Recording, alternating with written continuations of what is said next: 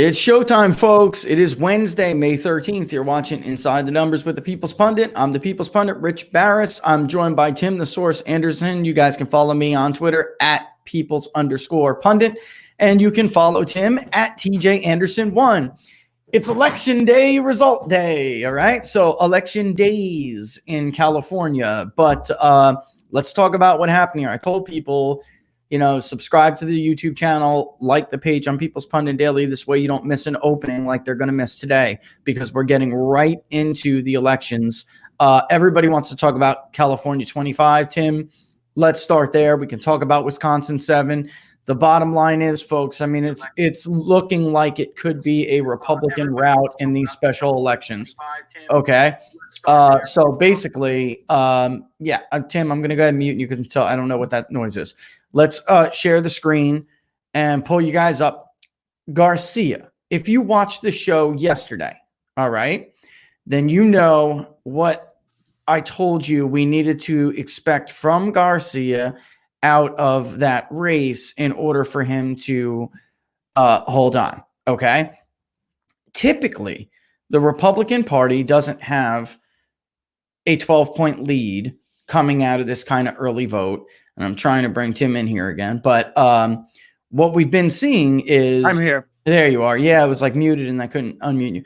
But so what we've been seeing is a couple of things. This is a stronger lead than we estimated Mike Garcia would need to hold on to this seat.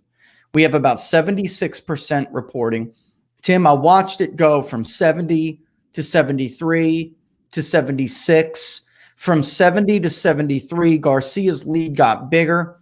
From 73 to 76, which was some areas that I would have expected Garcia to kind of start to tighten, it didn't really happen, okay?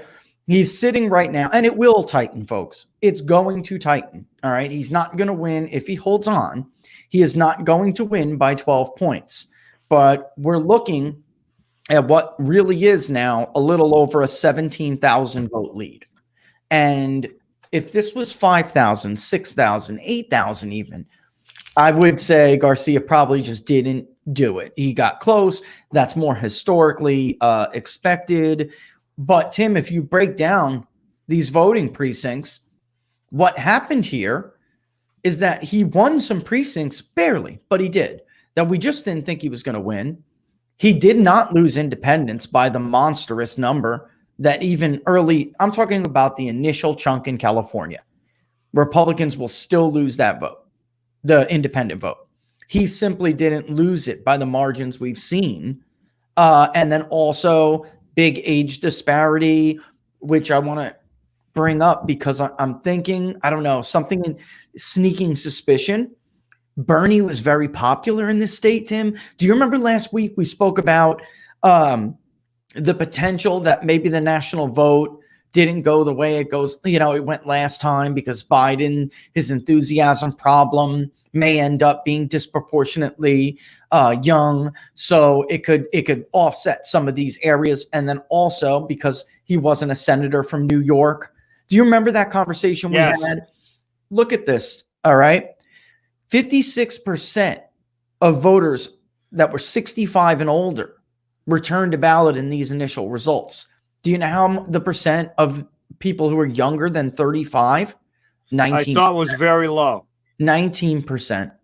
And if you were to do 18 to 29, which is the Democrats' real strong, because in truth, what we're seeing here is there is that 30 to 45 age group that Garcia is obviously doing well with because there are working class neighborhoods in this district. It's not just the richer upper class that we talked about. And then outside in some of these LA burbs, Tim, yesterday, all I could think about as these results were coming in last night, all I could think about was the conversation we had yesterday where we said that, she may have stuck her foot in her mouth.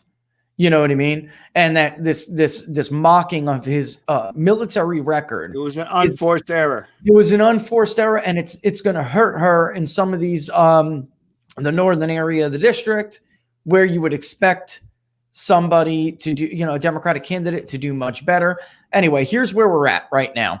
So Garcia leads with 56% of the vote. He's got 79,543 votes.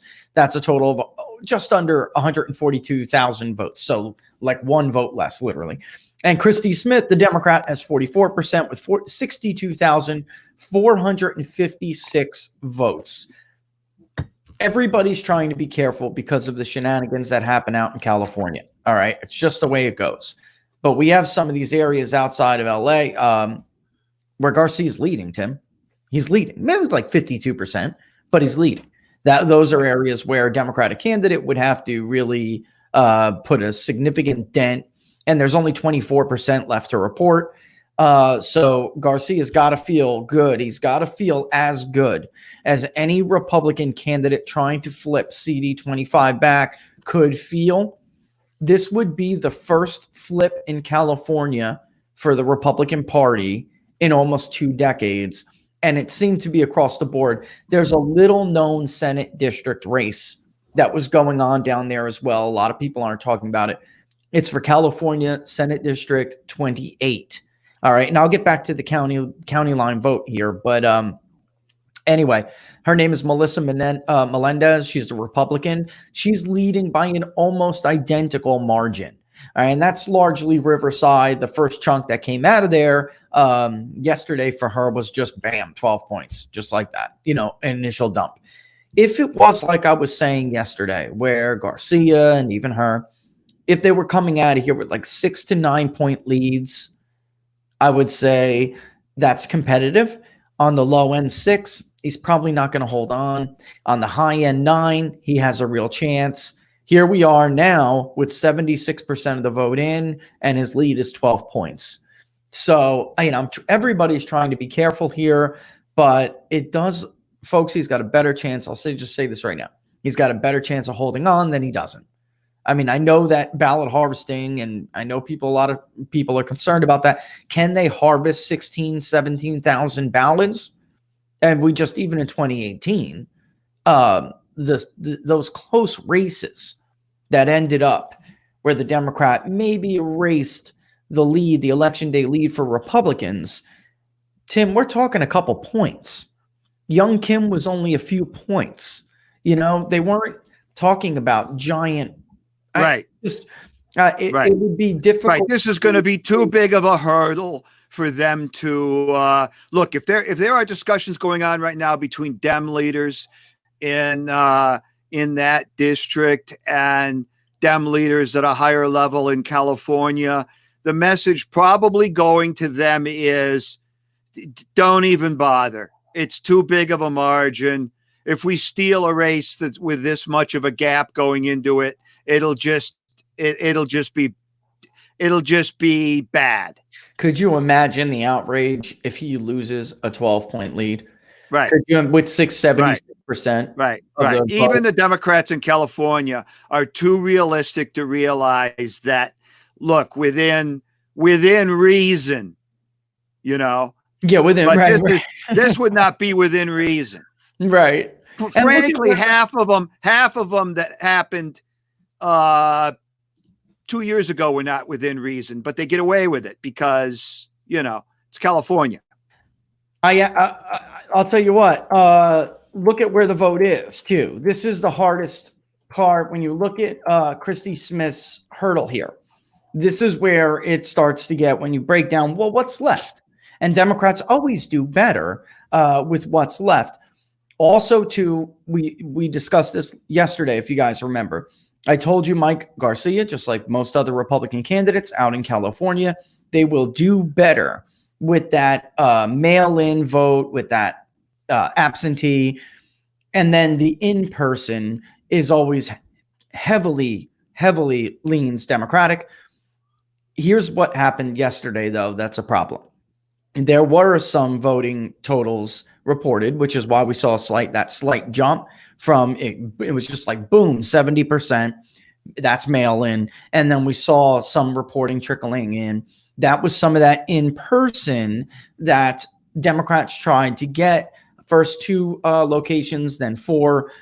Tim, what happened with those in-person locations outside of LA?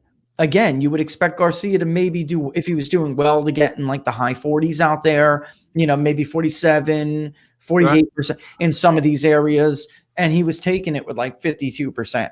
And that's a big, so their attempt to get more favorable locations kind of, it tightened the margin, or it made it tighter than it could have been. But what's left there? In Los Angeles County, there's only 21% left. There's 39% left out in Ventura. Currently, right now, Garcia leads in Ventura with 20,000 votes, 550 to Smith's 15,000. And so that's good. I'll tell you what. Even in the outstanding vote.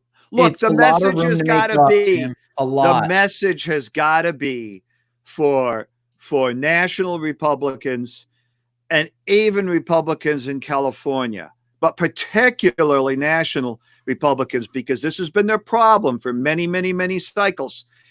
Get quality candidates. He was a good quality candidates. This guy was a high quality candidate. Unexpectedly, too.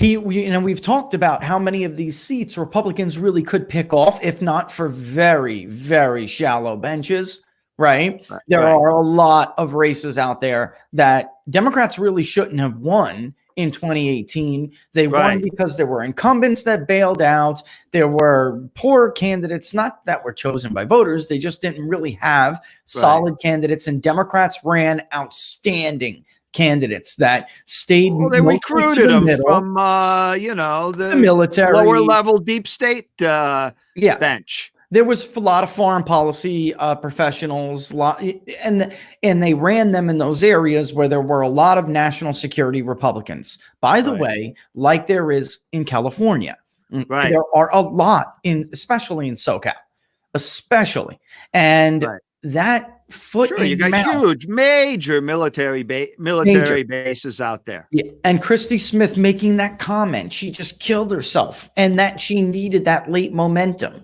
And she just killed herself making that comment. I know it may not sound like a lot to some of us out there, but she needed that 14%, 15%, 16% of Republican national security voting women to say, look at me. You can vote for me like you did for Katie Hill, and I won't do to you what Katie Hill did. And again, the age gap, they tried to open up some of these precincts to get out some younger voters. At least as of now, it just didn't happen. And I will say this, it's more than 2 decades. I think there was an alderman race. I wasn't really tracking, to be honest, but there was another race out there that I believe was an alderman race. And if the Republicans, there would be basically 3 for 3 out in California. If that one goes 2 and holds, and 2 out of 3 of these would be flips. And that is why is that, of course, Democrats are going to play it down, but of course it's significant because Republicans have not been able to flip a races in a state like this for like 2 decades, Tim. We went over this yesterday. Right. Yeah. That's a lot of time. And Democrats, as I told you guys last week and yesterday, they were telling me, yeah, we're going to lose this. It's May. We're going to lose it. And then we're going to win it back come November. Right. And that may very well be the case.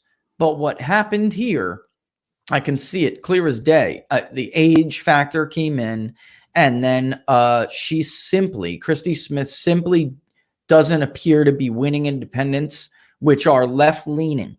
Unlike the rest of the country, independents in California are left-leaning. They're not really independents. They're just not registered Democrats. They have an independent streak, and they like being called independent. But they're Hispanic, Asian. You're not thinking about, when you think about Republican voters, they tend to be younger.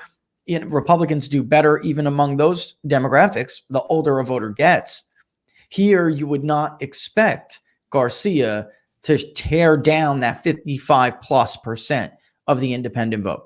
And if that holds, I just don't, again, I know everybody's trying to be careful, but look right here, folks, at what's remaining. The vote that's outstanding. I don't see it. Now, how much is in? Over 75% is in, right? Yeah, we're now up to 76%, Tim. Right, right. It's a lot. It's too big of a gap. And that widened at 70%. It was a slightly smaller lead for Garcia. It ticked up to 73. It shrunk just a tad, and then when it went to 76, just do the math. What would she have to win? The 85% of the outstanding vote? It's going to have to be huge, and more than that. I think it depends, because let's say we get another 19,000 votes, 20,000 votes. It could be more. Was she gonna win that 17,000 to 3,000? I mean, Tim, they do win. It heavily tilts these late reporting provisionals, but it's a lot. It's too big of a gap. And the problem is, I'm not saying it's impossible. I'm simply saying Garcia is favored to hold this lead, is what I'm saying in our mind. And I know a lot of others as well. He's favored to hold this lead. And by the way, so is Melendez. So that's Riverside over there. So it would have to be, something would have to drastically change. That in person, if I would have saw some of those votes from LA County, if I would have saw some of those votes for the in-person vote that they engineered starting on May 8th, if I would have saw those vote breakdowns, Tim, differently, if they would have come in more historically favored to Democrats, then that would be a different story. But Garcia did incredibly well out there. And you make a good point. That is really, you cannot overstate the importance of having a good candidate. This guy was not thought to be a good candidate. Mike Garcia was thought to be mediocre at best. Mediocre at best. Yeah, he had no political history. He turned out to be an executive. I believe it's Raytheon. Somebody asked me that yesterday. He ended up proving himself to be a prolific fundraiser. He outraised her. He got a lot of help from people when it became clear that, oh my God, he could possibly win this thing. Right. Yep. Then outside money came in. And I'll tell you what, I told you guys, I saw some internal polling last week. That was Garcia by 7. Now I'll say that now that the election's over. So the question that immediately comes to mind is that after we went off the air yesterday, markets were just fractionally lower, just barely lower. They finished down 2%. Right. It's only the largest decline in a couple of weeks. We've had some very, very large declines in the last 6 to 8 weeks. But one of the reasons I feel that the market sold off significantly in the afternoon was the report coming out that Los Angeles County was considering. Some people are reporting they're doing it, but they are considering extending their stay-at-home guidelines for 3 additional months through July. Right. So my question is, how much of this district is in LA County? Because I just don't, I'm not that up on the geography of it, but I think it's at least 3/4, right? It's a huge chunk. And then how much of a backlash would that cause by that draconian of a measure to extend those stay-at-home guidelines there through the end of July? Because even though obviously in LA proper, the LA proper part of LA County is still going to be heavily Democratic, Orange County is right next door. And there are a lot of seats. There's big chunks of Orange County that have been traditionally Republican for long periods of time. And I just think that if LA County extends their stay-at-home guidelines through July, when they've had very low incidences of virus outbreaks already, that this is just political nitroglycerin for that part of Southern California. Yeah, I would say that, I'll tell you, the first person I spoke to last night, this was around 12:15 at night Eastern Standard Time, they basically said, let this be known. If it wasn't clear before, let this be known. If you extend your orders, you will get killed in November, and people will take this out on you. Yes. LA County is about, the vote total. Let's just talk about votes, like the percentage of the votes that come in. All right. That's about, for this district, parts of LA. You can see it up on the screen. That backlash, that voter backlash. Hold on. I'm sorry. There are two parts. People can see it up on the screen right now. It's about 2/3 of the vote already, almost, roughly.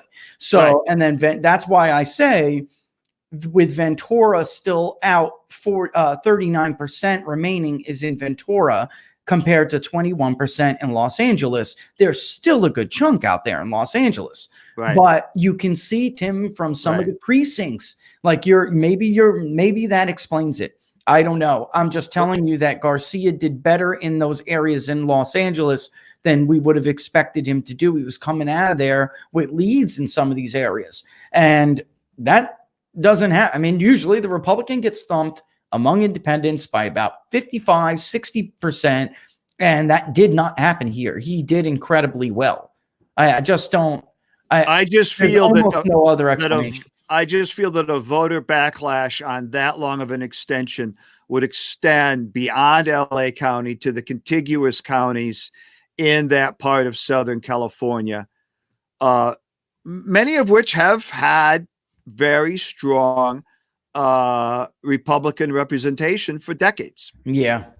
And look, I know a lot of first Democrat. That was the first Republican I spoke with last night. The first Democrat said, well, this was a Republican district and we took it. So, that's how they brought it up. Tim, it went because incumbency and there has been these leans over periods of time. And then after a while, I tell people this all the time, state legislatures and House seats are lagging indicators on states and area and regions because of incumbency. And over time, that's the last thing to be taken over. You'll always see those trends pop up first on the presidential level, on the senatorial level, and then you'll start to see them in the gubernatorial level. What happened here was this was just, because they want you to think that it's a red district. It was a red district and Hill took it. And, so nobody's shocked they're going to win it back. Should I pull up the voter files and show? But it wasn't even a squeaker when she took it. This isn't even one that they stole.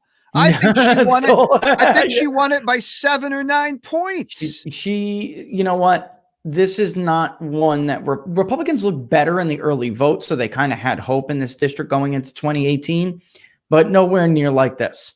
Like I said, the biggest advantage going into the election was about 7.4 and change. I'm talking about partisan edge. Yesterday, after we got off air, I think it was, do you remember how much Garcia's edge was? It was probably 12%. Yes, 11%, maybe 13. Right. You said it's a 12% gap. Don't expect that to hold. Yeah. But I think you said the same thing 20 minutes ago. Right. And what happened, it will go down. His lead will shrink. I mean, but basically, what happens here, is that, when these ballots come in, that will shrink. But I'm talking about from a historical perspective, last night, before votes started to get counted, the very last update that went out was about 38% reporting or something like that, because we were only ever at about 33% when we were on the show. And I tweeted about it so people will know. They can go back and look. But that is where I expected that last report about returned ballots. I expected Garcia to shrink a little bit and get closer to like 8 or 9 edge, right? And what happened, it expanded. Democrats went to like 22% or 24%, but Republicans went up to, so he had a 14% edge and Republicans ticked up to about 45% of the partisan ballots returned. Whereas Democrats were only in the 20s and they did increase. They just didn't increase by 5 points, like Republicans did. And then the independent vote share, the very first update ticked down, the revised, the last and final ticked back up. So when it went down, I said, you know what? This is good for Garcia because he's going to lose indies. It's only a matter of by how much he loses them by. But when your partisan ballot is already at 45%, Tim, you don't exactly have to cream it to keep 50.1% of the vote, and that was it. So I am going to get into Wisconsin 7 because this was just, and it just was this was a good night for Republicans. You can't sweep this under the rug if you're Democrats. You may be, just like I tell told the Republicans all the time when they were winning, right? Do not get a big head. Don't be complacent. Don't get overconfident. And they did. And then Democrats had to come back and teach them a little lesson, give them a little spanking, And we had states where, like Wisconsin, for instance, where it looked like Democrats were they were losing states on the state level, one after the other one. And then Trump took the state. In 2018, they made a little comeback. Then Jim Hagedorn won the Supreme Court seat. Then the liberal, I forgot her name. She won against the next Supreme Court seat and did better in areas where Hagedorn did good. I mean, and this thing was just swinging back and forth. And here, like I have to, it's like I feel like I'm constantly reminding parties, don't get overconfident, because Americans swing, man. They swing. And we're going to see what happened in Wisconsin 7, which is a rural district, but this was an outsized win for Republicans. So and I'm going to show you why. I'm going to tell you why, and I'm going to explain the district in more detail to everybody. This was still an outsized win because not just to do with the partisan voting index, but the history of the district and who lives there.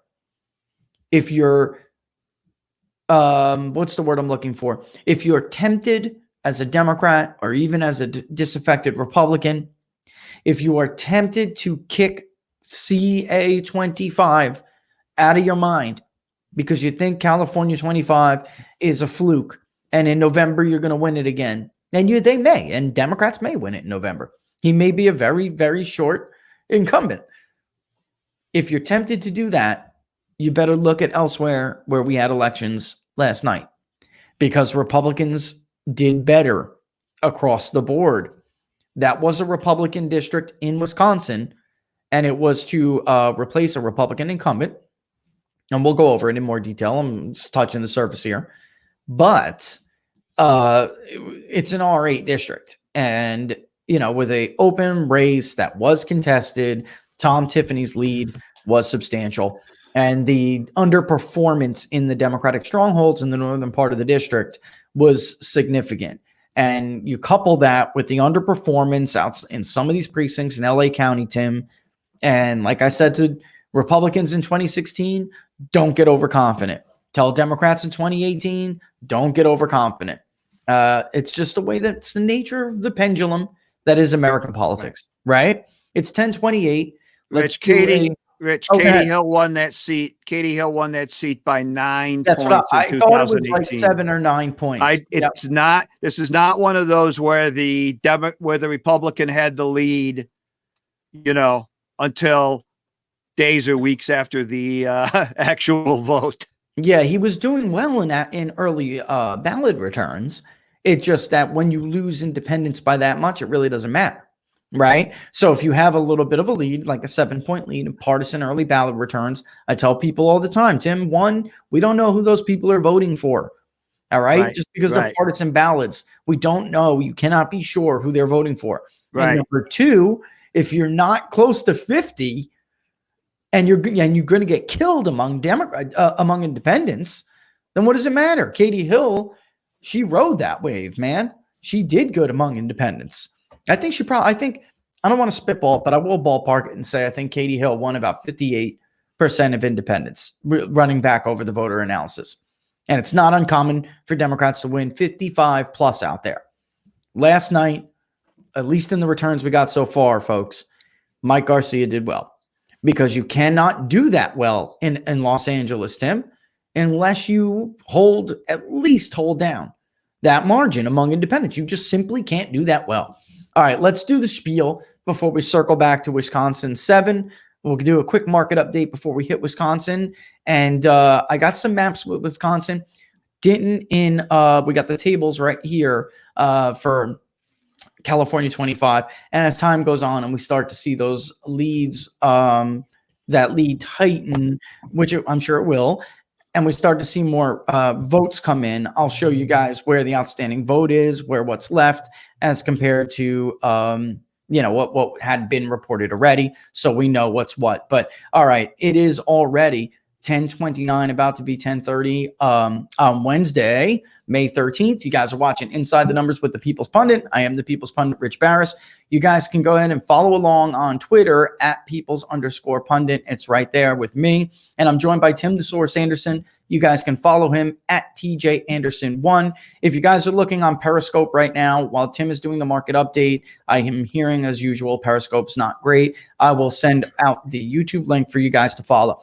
Once you guys get there, don't forget to subscribe to the page People's Pundit Daily. This way you get there on like shows like today where we just get right into it and you don't miss anything. It will give you an alert to let you know that we're about to go on air or when we are going to go on air. And then also Facebook Live users, don't forget to like the page People's Pundit Daily. Number one, we want the likes. Number two, that will also happen. It'll alert you when we tell it to, and it'll tell you when we're going on, give you some time to prepare. All right. And then, of course, ultimate way to support the show, guys, and what we do at People's Pundit Daily and then on Inside the Numbers is to subscribe to PPD. And you can do that by going to ppdnews.us/subscribe.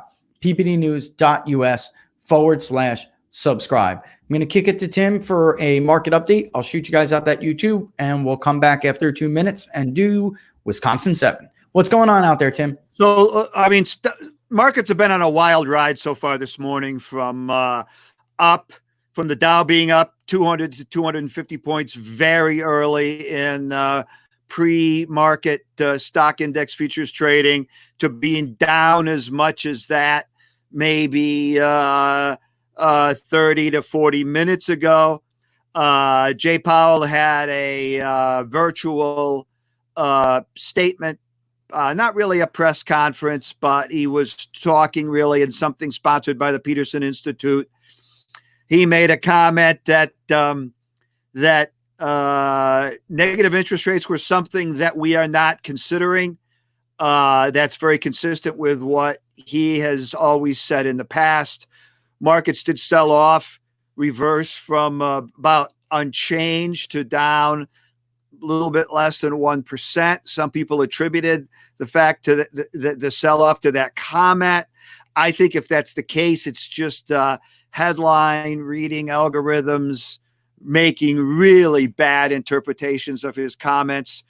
There is nothing good about potentially introducing negative interest rates into the U.S. economy. It would do major long-term damage, structural long-term damage to the economy, way beyond what the self-imposed shutdown has done. And it's very positive that the Fed is not considering that. So what are the markets doing out there, Tim? What's right going now? on The Dow is down 65 points. It was down 250 points 40 minutes ago. That's 0.25%. Crude oil is up a little bit. We've seen that now for a number of days.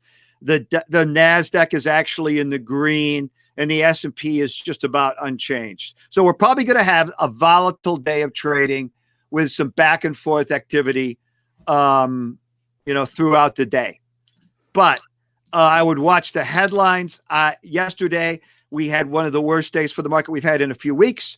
We were down 2%. Yeah. I think the two things that sold the market down yesterday were comments for that. I think that comments that LA County was considering staying shut down through the end of July was a very negative optic. Not that LA County would have that much of an impact overall on the market and on the U.S. economy.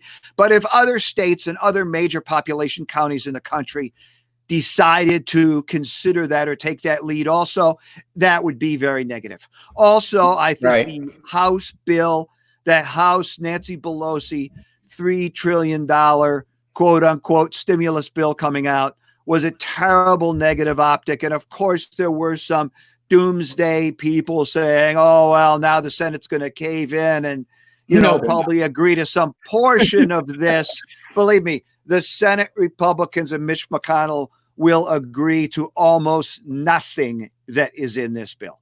Yeah, I totally agree. Three senators yesterday, senators that matter, flatly said this thing is dead on arrival. But we can talk about that a little bit when we get, into that segment, because I just don't see it. I don't see Republicans getting into some. I mean, those provisions. There's $1,200 for illegal immigrants in that bill. I mean, I don't see it, folks. And I'm not gonna. We can talk about that though in a little bit. Let's get into Wisconsin 7, right? So we went over this a little bit yesterday, guys. Tom, Tiffany, and I will circle back and answer your questions about California 25. I've got a great question about the Hispanic vote out there. I do want to talk about that more. We'll do a question and answer segment today about the elections. I just want to make sure I don't miss out on anybody or anything's race, because it's really the totality of the night that I care about. Even if, let's say, it was a close race and Garcia didn't hold on, there are still a lot of things out there that if you look across the national mood, I'm looking at national mood. I care about that right now.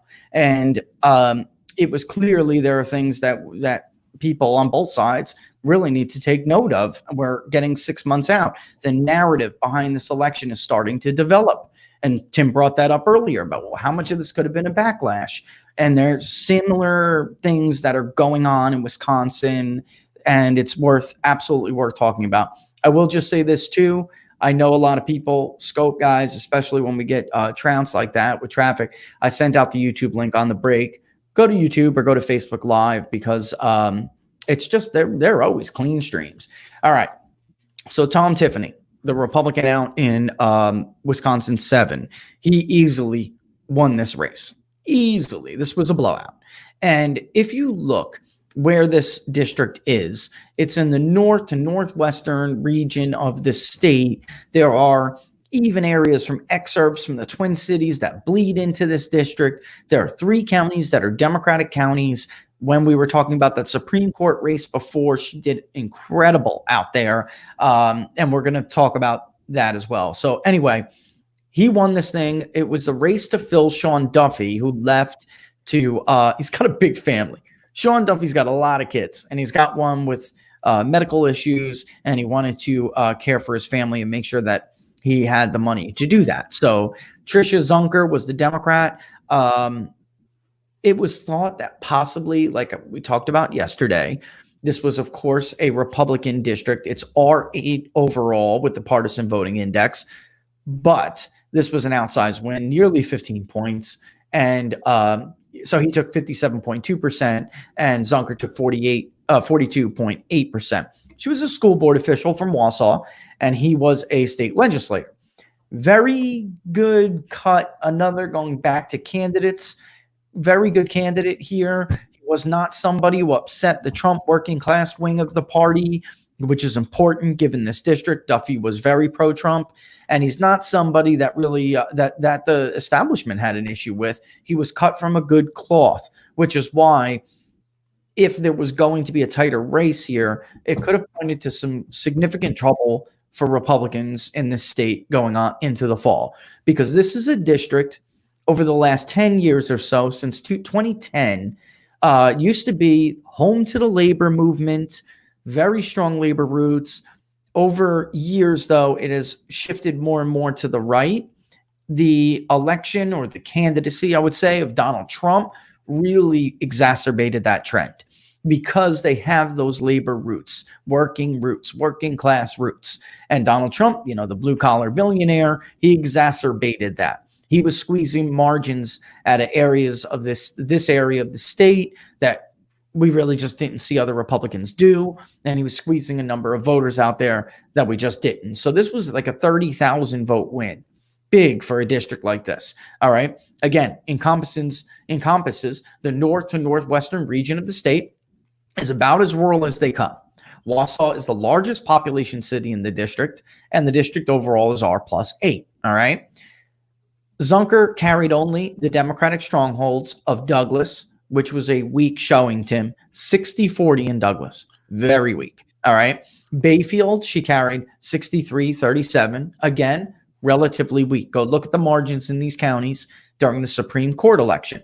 And Ashland, 62-38. That was decent. The once home to the progressive labor movement, which includes bleeding from the excerpts belonging to the Twin Cities, still boasts this deep working class heritage. And this is why this win matters because Trump can't lose that working class support. Republicans can't lose that working class support. Outside of those 3 counties, she just got killed. If you look, this is the county by county result right here. 100% reporting, not going anywhere. This was a big victory. All right. But again, Douglas, she carried by a little over 20, about right on the money, 2,100 votes. Where's Ashland? That comes in as they're reported. So here's Ashland. Again, not a lot of votes out of that area. And then Bayfield. And also not a lot of votes. Heavily, like I said, this is a pretty rural area. Polk is another one with a lot of votes. You could see, obviously, Tiffany carried it. Barron, he carried it. So even some of the bigger areas, and St. Croix, which is, along with Marathon, some of the biggest areas, very solid performance. These are some of the areas where he started to like widen his legs, Tim. And if you look at Marathon, where Republicans had trouble statewide in 2018, and then in the Supreme Court race, if you look at where they had trouble, I was kind of speculating whether or not you had Joe Biden's primary that day. Republicans did not have a contested primary or any kind of a competitive primary. It was just Trump, who still netted a ton of votes, by the way, historically for an incumbent. But it just seemed like out in places like Marathon and St. Croix, or however you put that, it just didn't seem like Republicans got their votes out. And these were areas like Democrats were carrying precincts they really never should have carried in these counties. So it shocked me a little bit. And I was kind of speculating, is it because coronavirus is disproportionately dangerous to older voters who make up Republicans' base, along with working voters now, clearly? Was that some of what happened here? I don't know. And I think, though, this race gives a little bit, it lends a little credibility to that argument. Because what do we have now, Tim? A backlash to this prolonged lockdown. Wisconsin has been one of those states. So I just think that if the Republicans were on the verge of having major enthusiasm issues going into November, this could have been a tricky race. I think the Democrats were hoping to get this into single digits, which they didn't even come close to doing. And as much as Sean Duffy was very popular and a very popular guy on TV, if you just drew a line north to south through the state of Wisconsin and east to west, this is basically the northwest quarter of the state. A little bit less than that. That's just a rough idea. But the demographics of this district, that's right. There's a lot of things about the demographics of this district that would go all the way back to your classic Roosevelt Democrats, white working class voters that have probably voted Democrat for 2 or 3 generations. So it's not like there wasn't any risk here. And if you're going to win the state, you got to rack it up there. But it wasn't always like that. This used to be a low single digit district. That's right. That's right. And Tim, I mean, you just said it.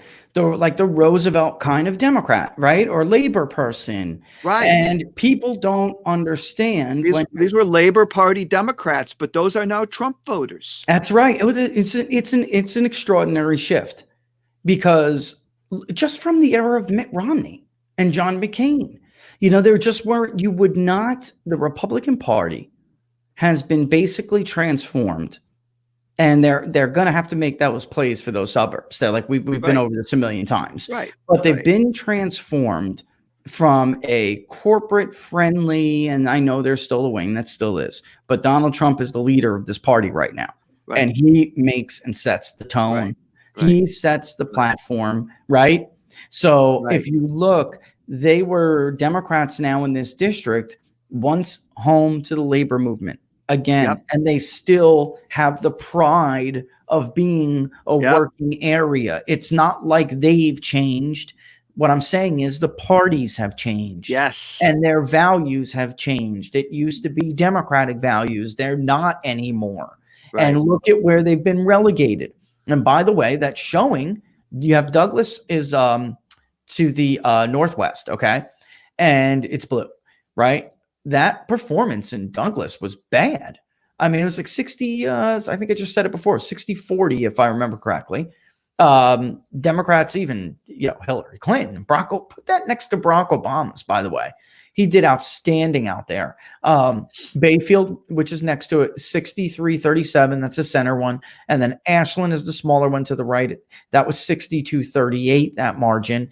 Here are the shares of the vote hat tip Nate Cohen. All right. So this is where the votes came from.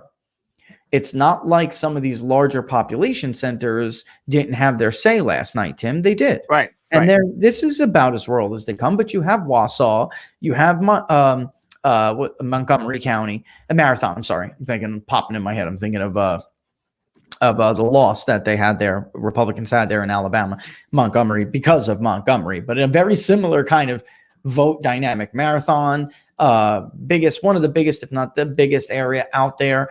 And look at the rest of them. I get the map up so people can't really see, but you can clearly see that they were relegated to the corner of the northwestern part of the state.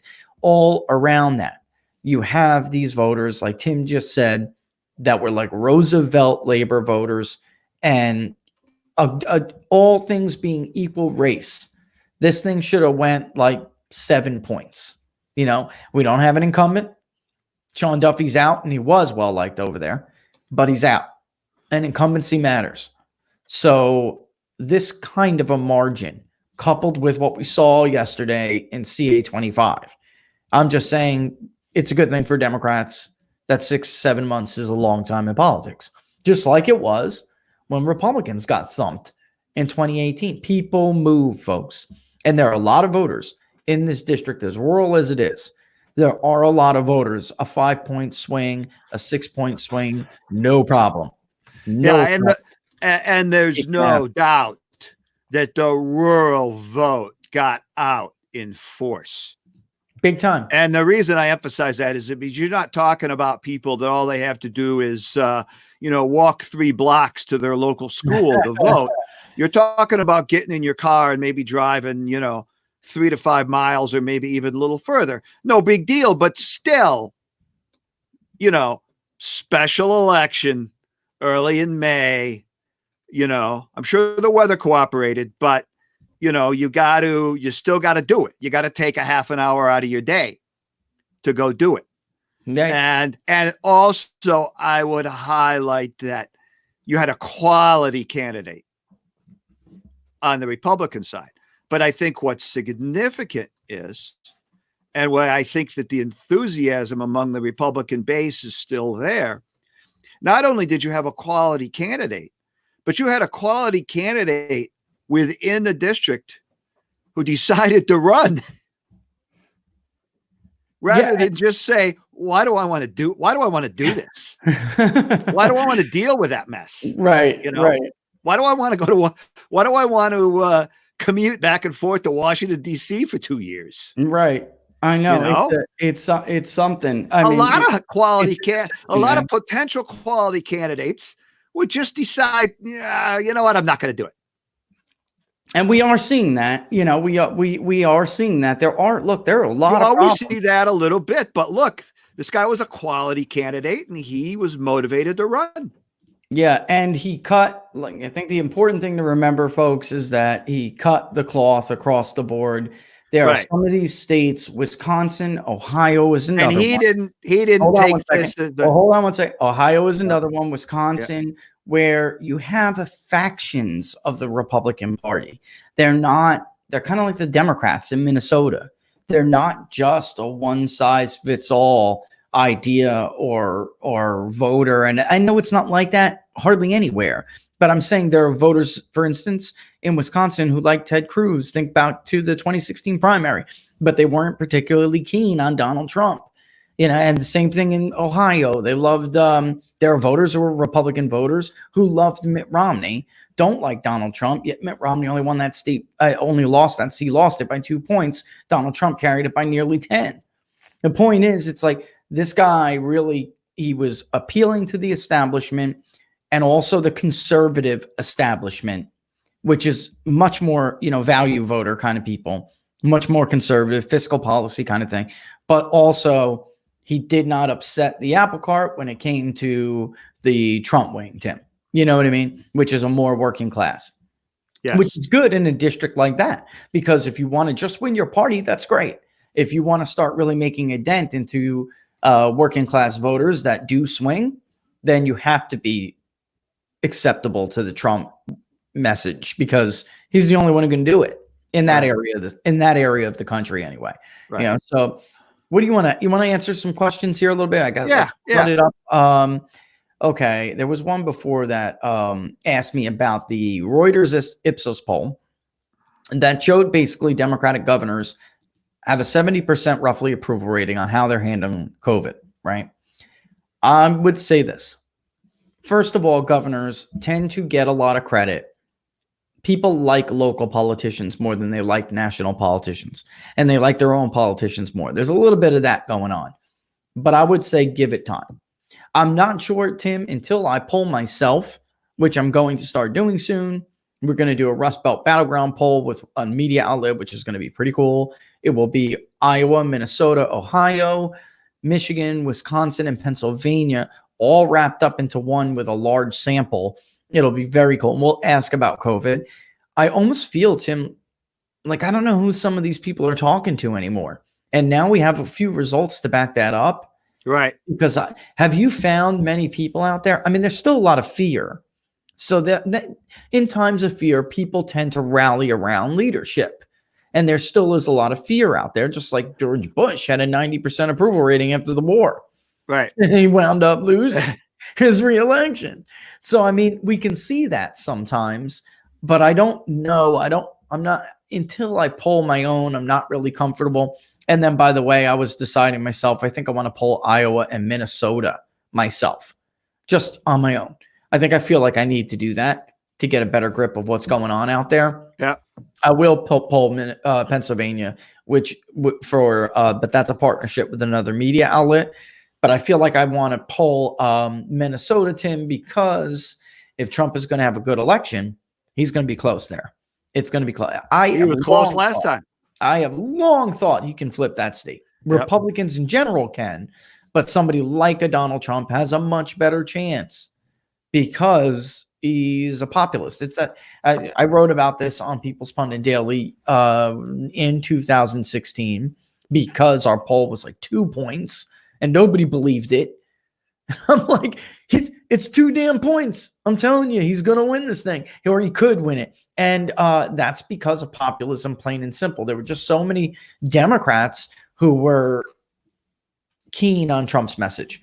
And they were almost like, you know what, that used to, like we're talking about with Wisconsin 7. That used to be the Democratic message. What the hell happened here?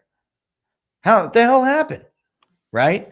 That used to be the Democratic Party was the party of the working man and woman. And now they nominated this woman who's a corporatist, much like Joe Biden, which is going to come out. That's going to come out. I mean, he's a corporatist, Tim.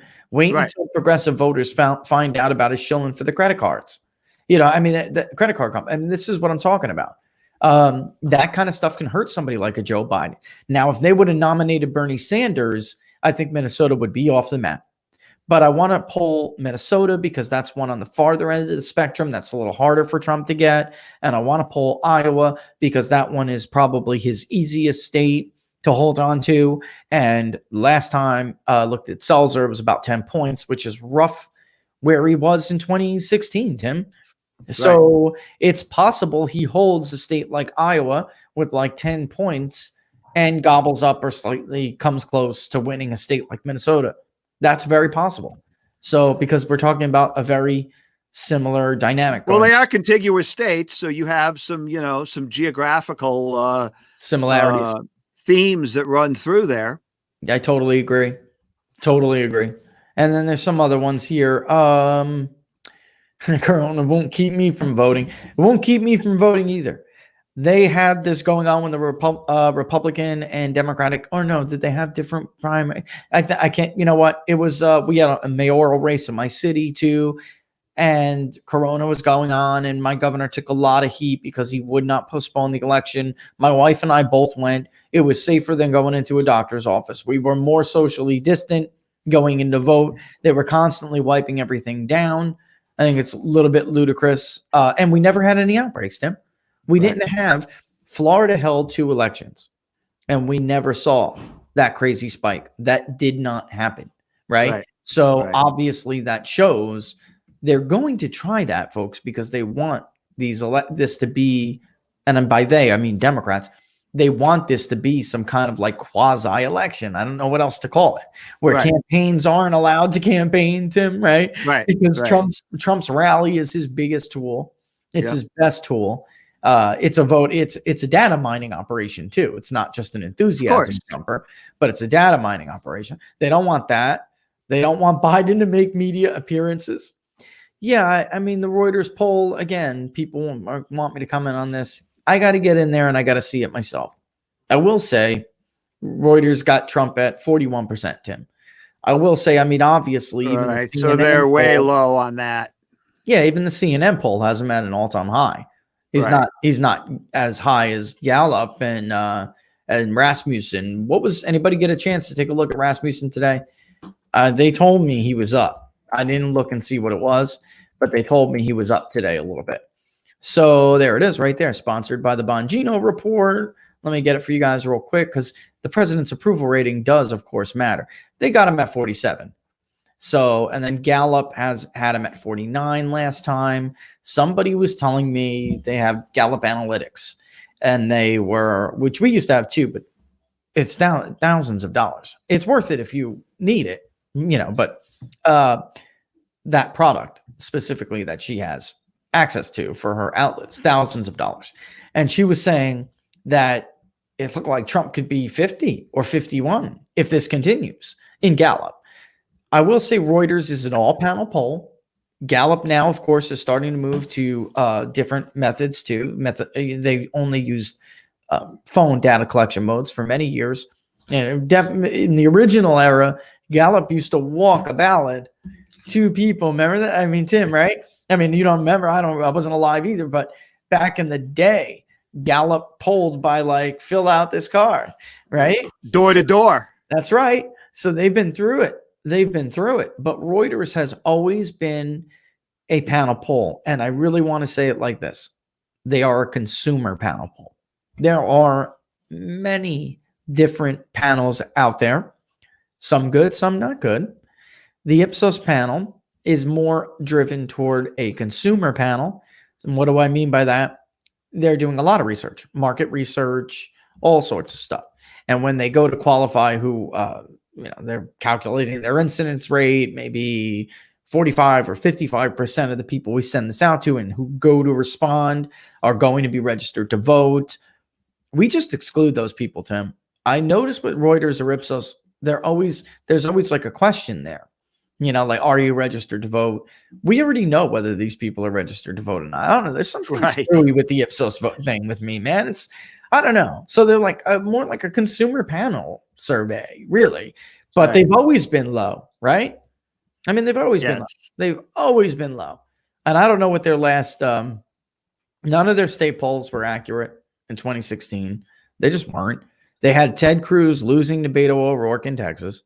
I mean, there's only so much I can say, without when it gets to the point I'm just wasting my breath. Like there are some polls I always say don't dismiss any poll, but of course there are some that are just not all polls are created equal, and there are too many pollsters, man, and there are too many polls and not enough pollsters. And really that's just my thought on that. CNN, Fox, they're two of Trump's worst polls for approval rating. And they have Trump at 45 to 48%, depending on where they are. So how he could be at 41, I don't know. I don't conduct their poll. I don't think he's at 41%. That's way off the mark for everybody, Tim, everyone. Right. Including ABC, Washington Post. It's way off the mark.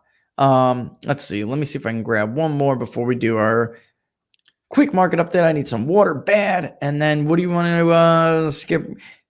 What do we, the calendar was light today, Tim. It was kind of light today. So we did have mortgage applications up 11% did. this week. And that is the 4th week in a row that they have been up. Yeah. And I think that the extremely low interest rates and low mortgage rates are certainly helping that trend. And when you had things in the extreme shutdown that you did late in March and early in April, look, I think a large proportion of the people that were planning on buying a house are still going to buy a house or trade up.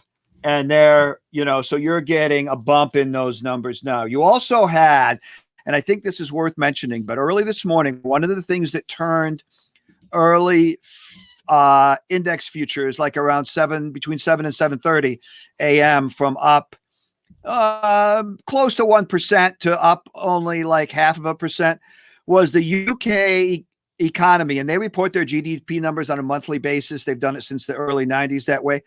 They were down 5.8% in March. So that, although that got a little bit of a negative optic, I will just add to that I think the US GDP was probably down more than 5.8% in March, only because our Q1 GDP was down, what was it, 4.6%, something like that. Yeah. And we had been running at plus 3% Unexpected. After January and February. So in March, we were probably down 11 to 12%. Now, remember, at the very initial stages, the UK did this thing where they weren't going to quarantine. They were just going to kind of battle through this and maybe do a herd immunity thing. And it didn't really go well. And they reversed course and they had a huge outbreak of cases that is maybe still going on a little bit. So that number I got was a negative headline, but not probably as bad as what our economy was in March. So we'll take a close look at their April reading, because of course we won't get a GDP reading here in April, although there'll be some estimates as to where we're tracking. But it will be ugly.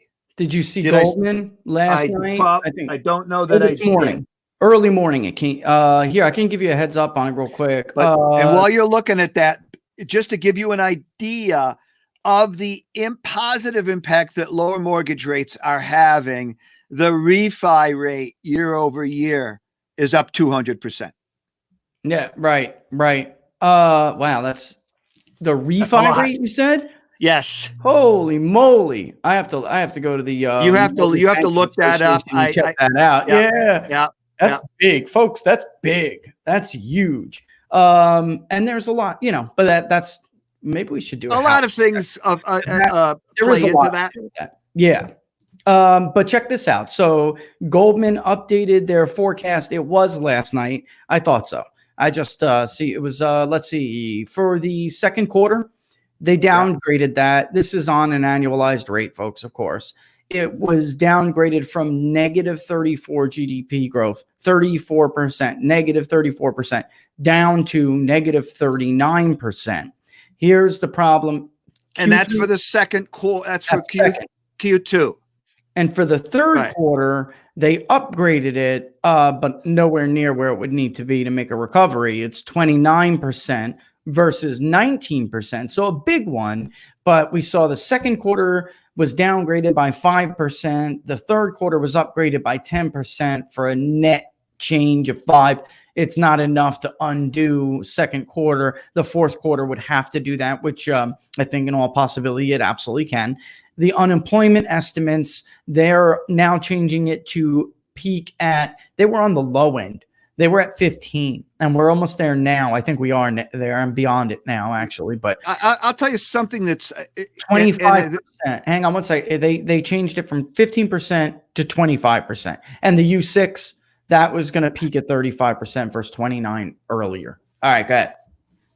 I think those numbers are too low.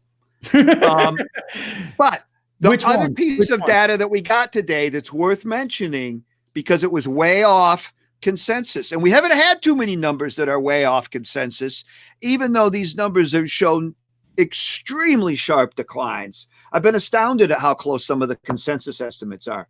We had producer price index. You know what? I will take this back. I was looking at to be down 6%. It was the forecast was to be down 0.6%. Right. Producer prices for April came in down 1.3%. Okay. I got to think a lot of that was energy and gasoline. Right. Because during April, we had extremely low, and in fact, it had to be because that's the overall headline number, down 1.3%. The core PPI, probably ex food and energy, was down 0.3%, very close to consensus of down 0.2% and down 0.2%. The consensus for PPI was down 0.6. It came in at minus or down 1.3%. The prior month it was down 0.2%. It's got to be a lot of energy because I've actually seen some reports that food prices at the grocery store were actually up for the prior reporting period. I think because of the mass shopping at grocery stores, you're getting a lot less of the 2 for $5 deals that you always get on certain items. Buy one, get one free that you get, buy two, get one free that you get on a lot of different items. Yep. You're not seeing, Thomas English muffins, 2 for $4.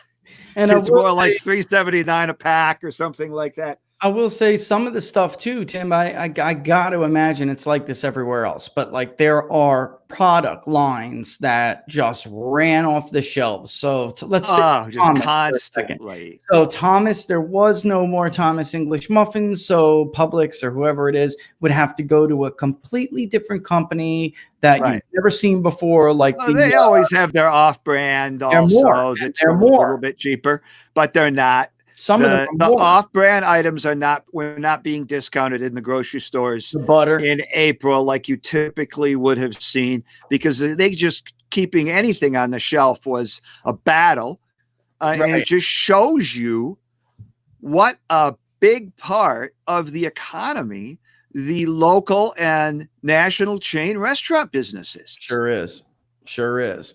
Yeah, and I think too some of them were a little bit more like butter. We ran out of what is normally the store, Publix, and also Land O'Lakes, which I like Land O'Lakes, but I'm not endorsing butter here. But they were out of them all, Tim. So they were just bringing in big blocks of butter, Amish butter, and they were more actually. Which is incredible. So some of that may honestly, I know it's a little supply and demand did come into effect. There's no doubt about it. I mean, but they were good too. They were good, man. I live down here now, so I used to actually go to Lancaster a lot. I used to love to go to Lancaster, and I just don't get a chance to do it anymore. All right, let's 11:07. Let's do the spiel. I'm also interested in see what is going on out in the marketplace, but then we'll circle back. We'll talk about this quack, Judge Sullivan. We'll get into something I want to tell you guys. I know, and I wanted evidence. And this morning, I was told that it's going to be a little bit before I can actually get these things to show people. But I can tell you for certain two things in that tranche of documents, Tim, that Richard Grinnell declassified. And one of them is so crazy. And I have heard some people say it yesterday, but I know that a couple of viewers I speak to, and they know where I'm going with this. But it was so nuts. I didn't want to say it out loud without having the documents because it's so controversial. It's unbelievably backward from everything you've heard over the last 3 years. And I wanted the evidence to show you guys and be like, see, look. But I was told this morning it's going to be a little bit before I can get them to show to you. But I'm comfortable enough. I know it. It's confirmed. I'll tell you what it is. All right. But let's go through the spiel here. It is 11:09, just a little bit over, on Wednesday, May 19th, May 13th. I haven't gotten the date right once. You're watching Inside the Numbers with the People's Pundit. I'm the People's Pundit, Rich Barris. You guys can follow along on Twitter at Peoples_Pundit. And I'm joined by Tim the Source Anderson. Follow him on Twitter at TJ Anderson1. I've shot out the YouTube link a bunch of times. I'll do it again, guys. But don't forget, Periscope viewers who jump on over, and anyone who's watching who hasn't yet, don't forget to subscribe to the page, People's Pundit Daily on YouTube, and also Facebook Live. If you watch Facebook Live, or if not, just go ahead and like the page, People's Pundit Daily on Facebook. Either one will give you a heads up when we're going live. This way you guys don't have to scramble to a big show like today was, where we just jumped right into everything. And then also, of course, we want the metrics, right, Tim? That's right. That's it. And then also, of course, the best way to support the show is to subscribe to People's Pundit Daily, which you could do by going to peoplespunditdaily.com, choosing one of the digital subscriptions, or by going to the short link. It's ppdnews.us/subscribe. ppdnews.us/subscribe. And just to give you guys a quick thank you for those who have done that since the show started. We love you for it. All right, Tim, what's going on with those indexes out there? The markets have definitely taken a leg lower. We're near the lows of the day, down 1% on the Dow. That's 250 points. The S&P 500 is down about 0.7%. NASDAQ, similar to what we've seen on many days over the last couple of weeks, holding up a lot better than the big multinationals in the Dow. The NASDAQ is only down 0.1%. The Russell is clearly underperforming. It's down 2%. There was a report out earlier today by an industry group that over 100,000 small businesses have closed since the coronavirus shutdowns began. That's a very large number. It's certainly a negative headline. Powell did mention during his testimony or little conference call earlier today that the Wall Street to Main Street lending facility, which is the $2.3 trillion facility that the Fed announced 3 weeks ago, which did not get up and running within 1 week like the PPP program did, will be up and running within a couple of weeks, where the Fed will be guaranteeing or facilitating loans. The Fed cannot loan money directly. Guaranteeing loans through banks to businesses in the, I would call it the lower mid-cap size range, probably public companies, but not those that can just so easily go out and do public bond offerings in any environment. That will probably help that space a little bit. I think that's one of the things that's helped the Russell rally off its lows. I mentioned the other day that the Russell had a very good move for about a week to a week and a half, but it's got a lot of resistance at the 1350 to 1450 level. Down 2% today puts it at about 1250. All right, good stuff. Good stuff. All right, Tim, let's do it.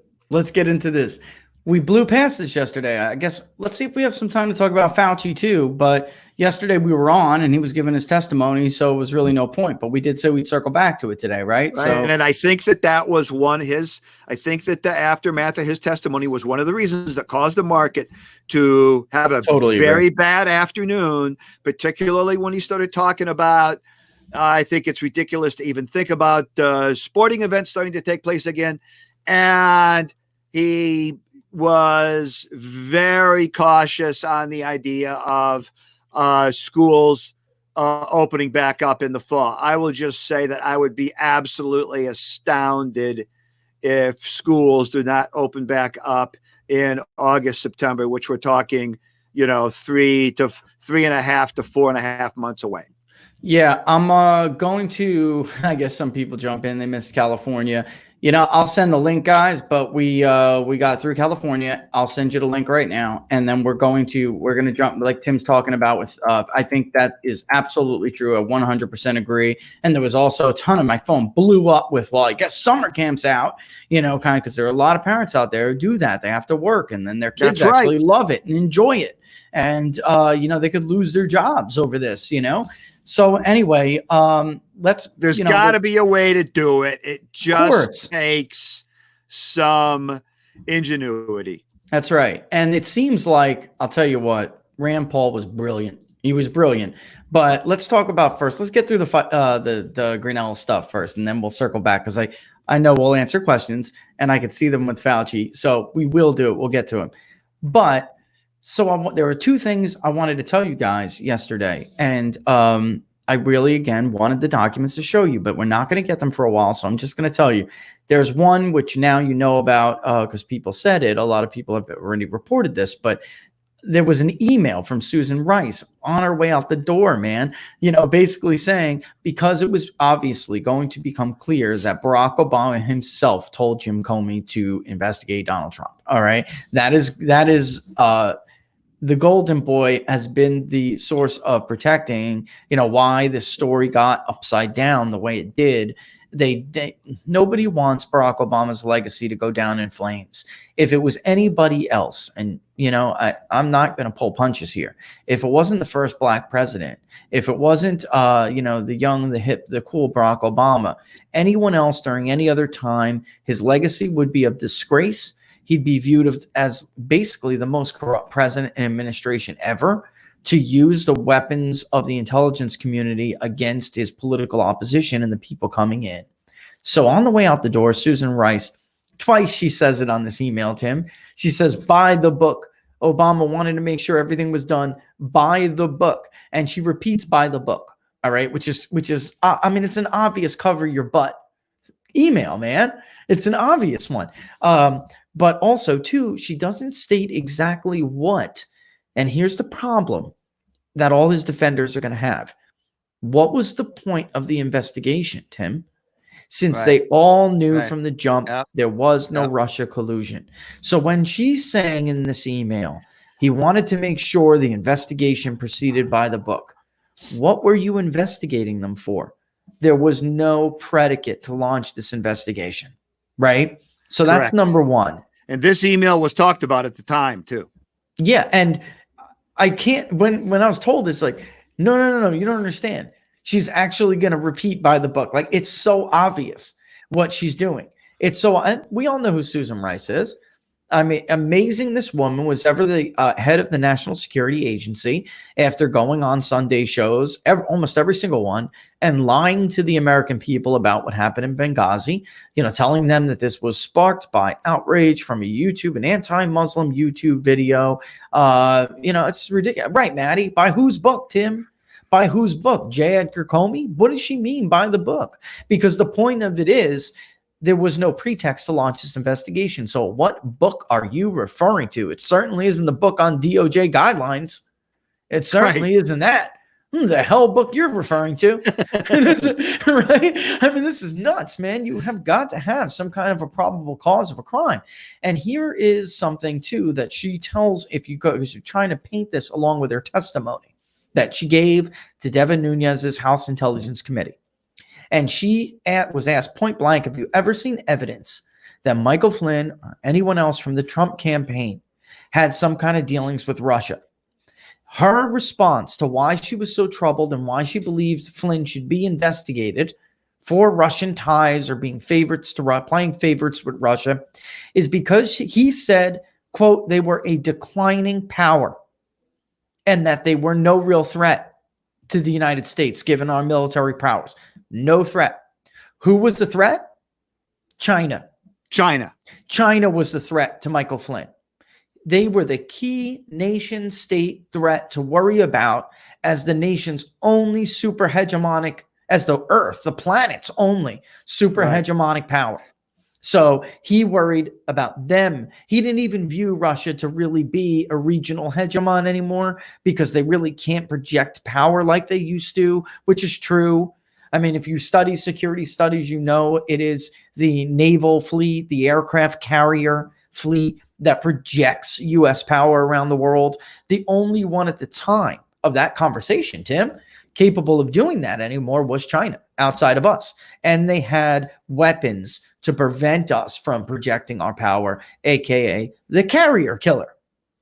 So he was worried about China militaristically. He was worried about them cyber wise, and he was worried, of course, just as an economic engine. Look at where we're at now. Yes. This is all because of China. He was right. And amazingly, this woman was the national security. She had his job that he had for a few days before he was fired and forced out. Unbelievably, the only thing she could tell Devin Nunes and members of that committee was that she was disturbed by how the lack of concern he had with Russia and that he was focused on China. Like he was crazy. You know, like he was nuts to be focused on China. That should kind of scare everybody. Right, Tim? I mean, really, because we wonder about how many of our political class are really like just basically mouthpieces for the Chinese government. How many of our corporations who buy these politicians?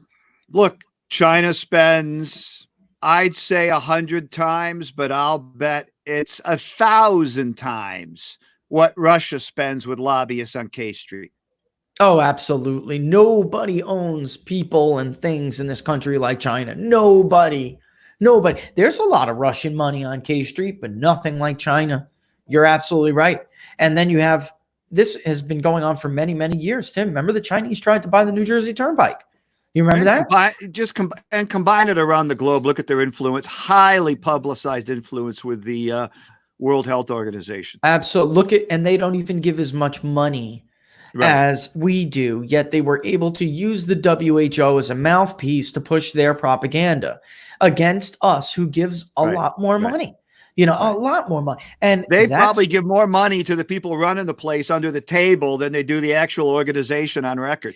Right. Well, the head of the WHO right now, who is he? He was the reason why he's such a controversial figure, folks, for those of you who don't know, is that he was a cabinet member when that country was going through a scandal, which was a Chinese bribery and corruption scandal. He was implicated in it. Not only didn't he get punished, he got to be the head of the WHO. And this is the guy, by the way, Dr. Fauci says is a wonderful guy who does a great job. I mean, so take that with a grain of salt, but take that for what you will.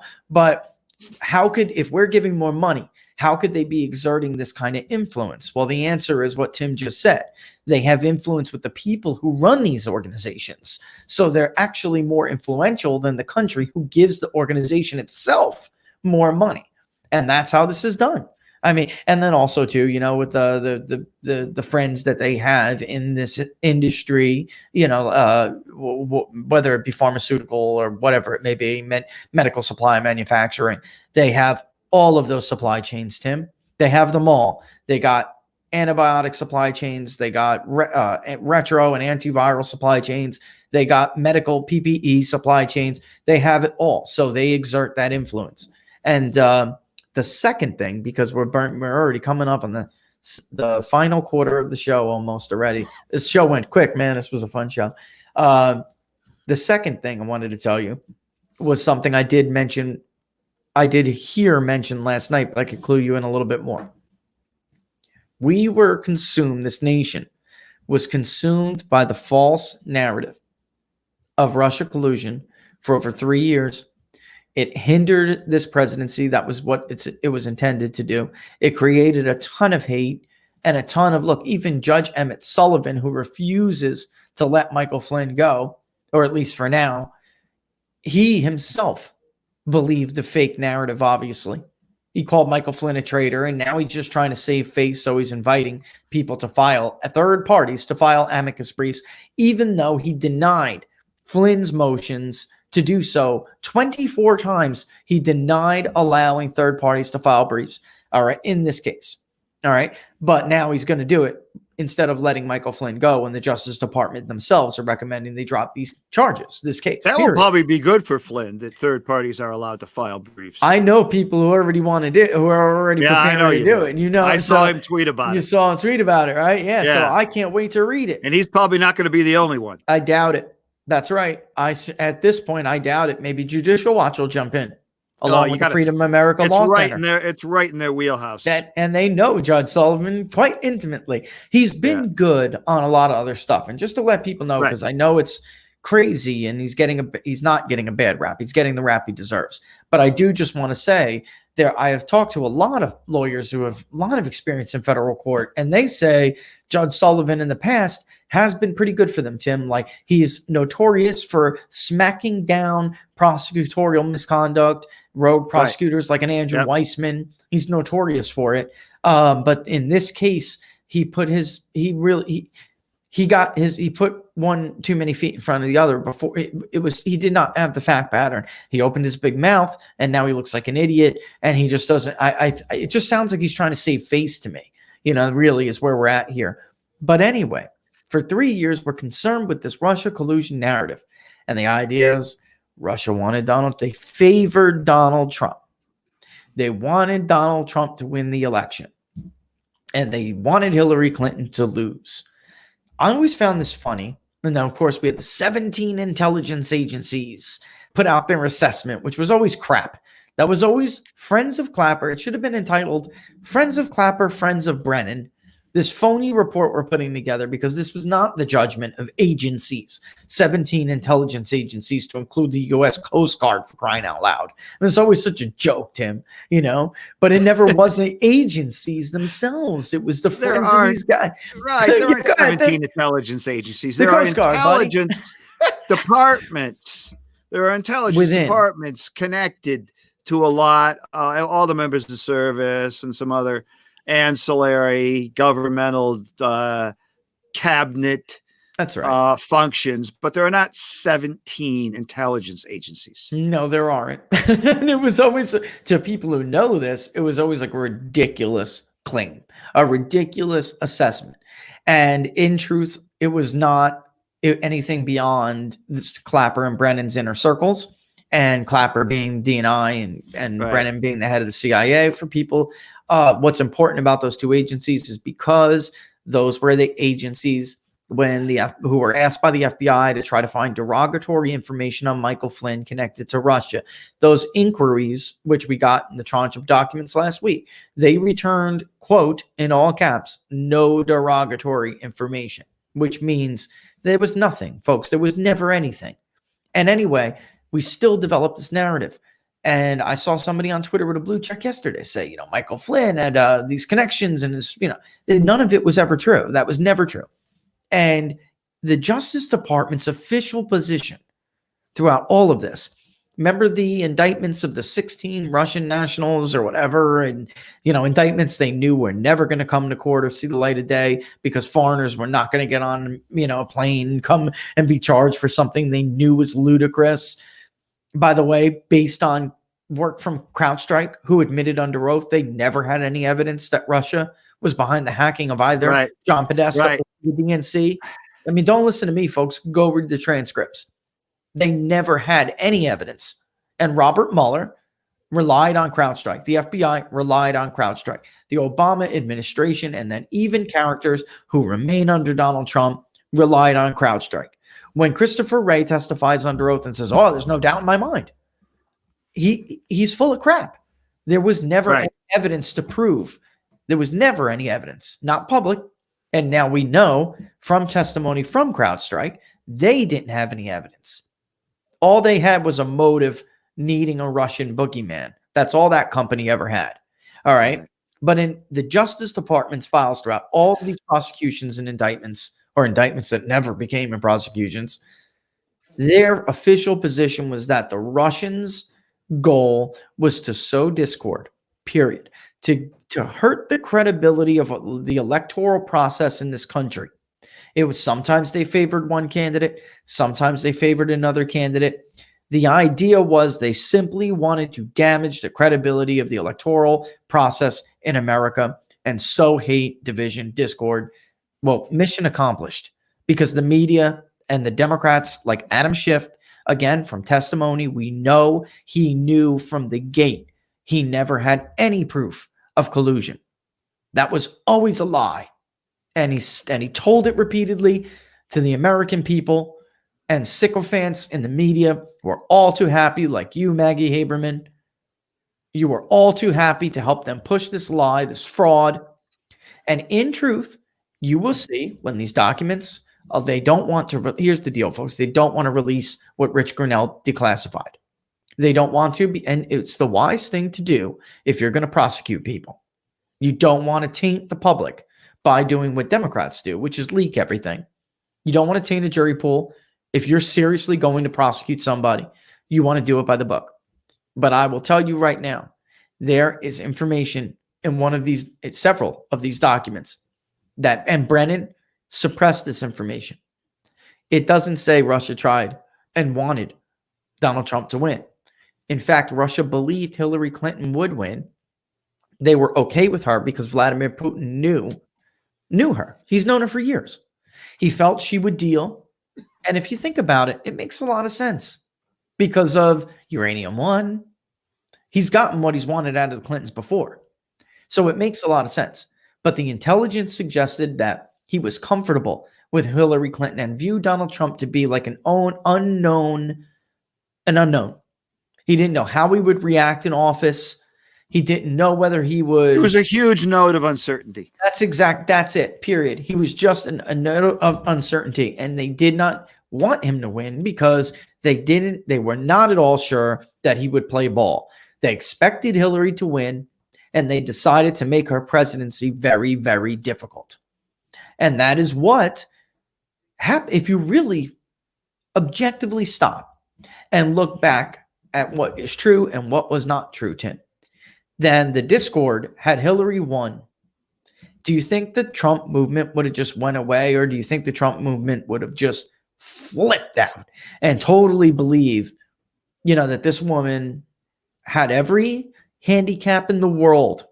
She had Wall Street, she had K Street, she had global media, she had American media, she had ABC, CBS, NBC, MSNBC, CNN, half of Fox News, the Wall Street Journal, the New York Times, the Washington Post, every single local media paper around the country was a subsidiary of one of those. Look, just remember the endorsements. Even the Wall Street Journal didn't endorse Donald Trump. They endorsed Hillary Clinton. Remember? So they would have just viewed this as just this ginormous handicap. Russia would have loved it. And in the end, they thought she was going to win anyway. And you're going to see eventually when it comes out, you're going to see that that's what the intelligence says. And John Brennan wanted to make sure, you're also going to see that John Brennan wanted to make sure that nobody saw this, Tim. Nobody saw it. Right. Think about that. Just think about that, folks. For 3 years, we heard this crap that Russia wanted Donald Trump to win. And in fact, it's like collusion. It's a total fabrication. I don't know how anybody, Tim, whether you're a Trump supporter, politics really, what the hell does politics and your own partisan bias really have to do with any of this? This is about abuse of power, man. Right. This is about abuse of power and dangerous, powerful agencies. Go ahead, though. Go ahead. So the question that immediately comes to mind is, if they are going to release all of these documents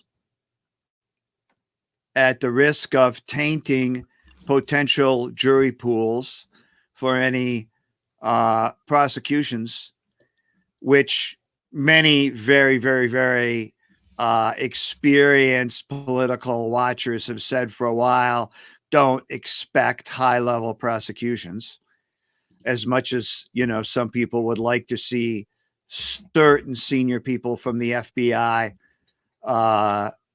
pay a price for this.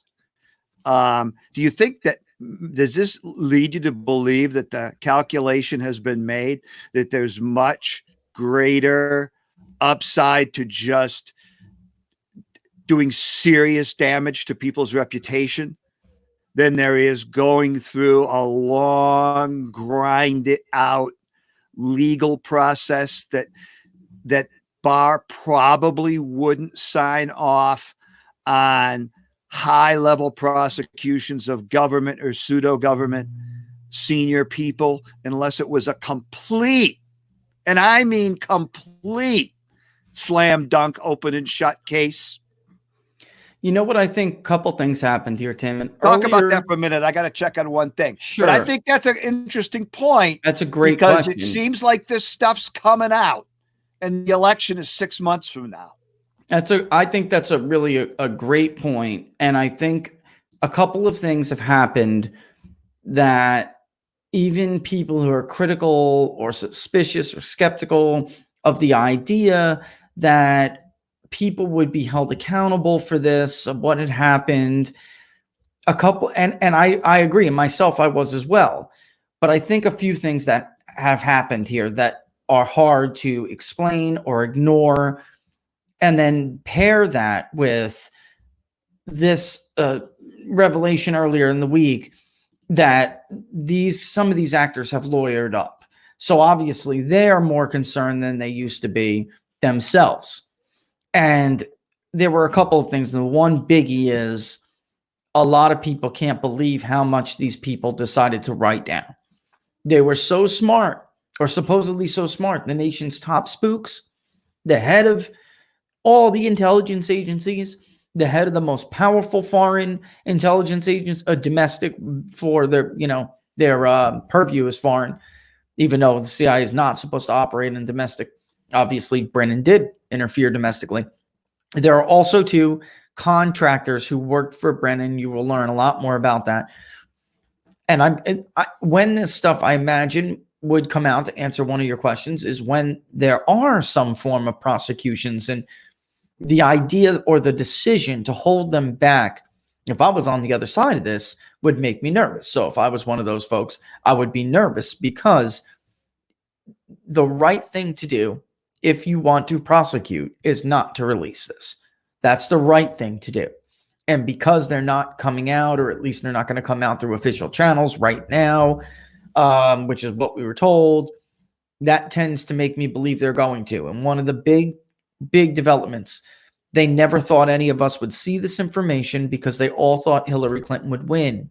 So they never thought anyone would see this. Like, this would never see the light of day. You know, Peter Strzok, Lisa Page, writing things back and forth to each other. There's an email thread specifically with Clapper, Brennan, and Comey talking about this that you would never think these three guys did. The leaders of their agencies, they're not that stupid to write down something like this. But in truth, they never thought that Donald Trump was going to win. They didn't think he was going to win. And then they thought he would be removed. They would get rid of him. By the time this happened, by the time anyone would have ever have gotten to the point where they found out. And what I was saying, Tim, to answer that question is a few things have happened. They're lawyering up, and some of these people are lawyering up. And then you can't ignore that as a development. They made this decision to withhold this stuff right now, at least, which is the right thing to do if you are going to bring prosecutions. And then the biggie was how much of this stuff they were stupid enough to document, which was stunning to, I know, a lot of people. Probably more than you would suspect. Oh my God, I can't believe they wrote this down. Right. One of them's the head of the DNI. It is the DNI. The other one leads the the other one leads Central Intelligence Agency. It's not, there's no the before CIA. It's just CIA when you're talking. That's how they view it. And then the other one's the director of the most powerful law enforcement agency in the world. And these idiots are writing things down to each other. Their underlings are making stupid little hand notes and footnotes on the margins.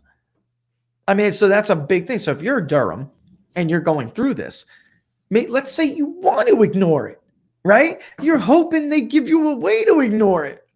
You can't. If it's like, bam, holy crap, they wrote it down. Isn't that your handwriting? I mean, it's so bad.